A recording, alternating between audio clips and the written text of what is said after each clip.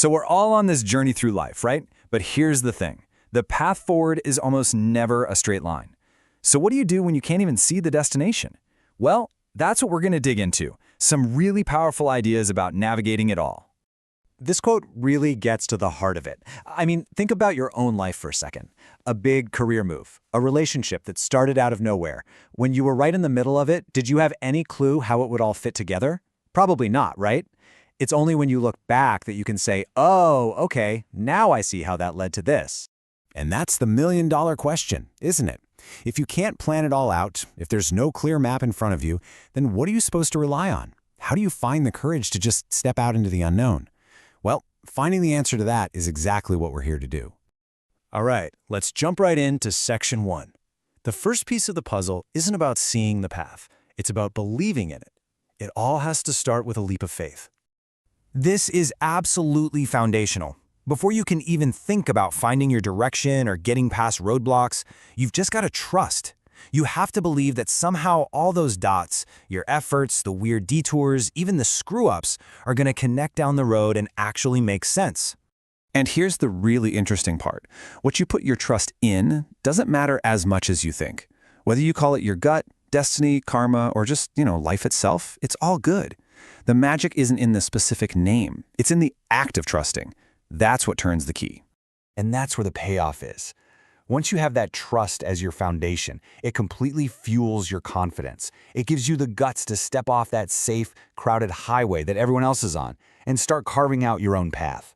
That belief, it really changes everything. Okay, so you're trusting the journey. What's next? You still need a way to navigate, right? And that brings us to section 2, finding and following your internal compass.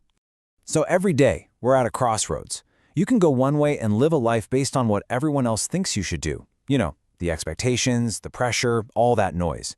Or you can go the other way and actually listen to your own inner voice, to your heart. And believe me, those two paths end up in completely different worlds. Let's just be super clear about what we mean by dogma. It's basically the trap of living with the results of other people's thinking.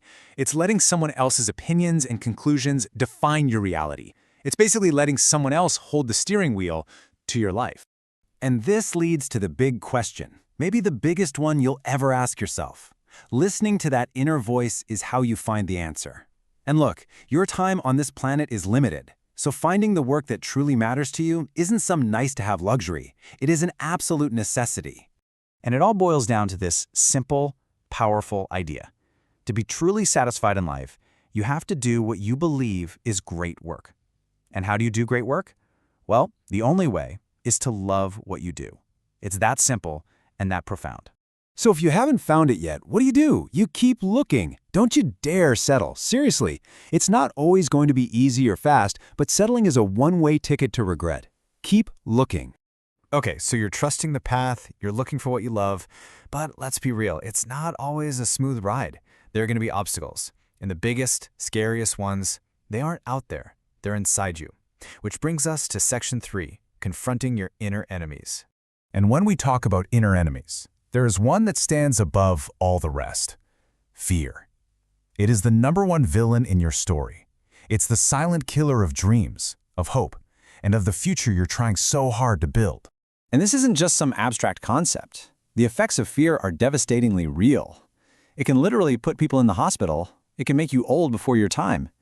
But its greatest weapon is that it paralyzes you, stopping you dead in your tracks and holding you back from what you know you can do. So how do you fight back? What's the antidote to fear? It's making a huge shift from living by your feelings to living by your principles. Think about it. At the end of your feelings, fear, doubt, I just don't feel like it, there's nothing. But at the end of every single principle, like discipline or commitment, there's a promise, a guaranteed result. This is the key to winning that inner battle. You cannot let your emotions run the show. If you don't discipline them, if you don't contain them, guess what? They will use you. They become the master and you become the servant. It's really that simple. All right, this brings us to our final section, which is all about taking back control. We're moving from playing defense against those inner enemies to going on offense. This is all about how you get to write your own story. It all starts with this declaration, this thought right here. It's you drawing a line in the sand and telling yourself, I'm in control here. No matter what's going on, no matter how many times you get knocked down, you decide that you are in charge of your response. And then you take it a step further with this mindset. This isn't just about surviving or bouncing back. It's about using the setback as fuel. It's about truly believing that the struggle itself is forging you into someone stronger, someone better than you were before. So how do we make this real? It's a 4-step process. Step 1. Take full responsibility for your life. No more blaming, no more excuses. Step 2. Accept where you are right now. No judgment, just acceptance. Step 3. Live every single day with passion and drive. And Step 4. Decide every day that you're going to push yourself just a little bit further.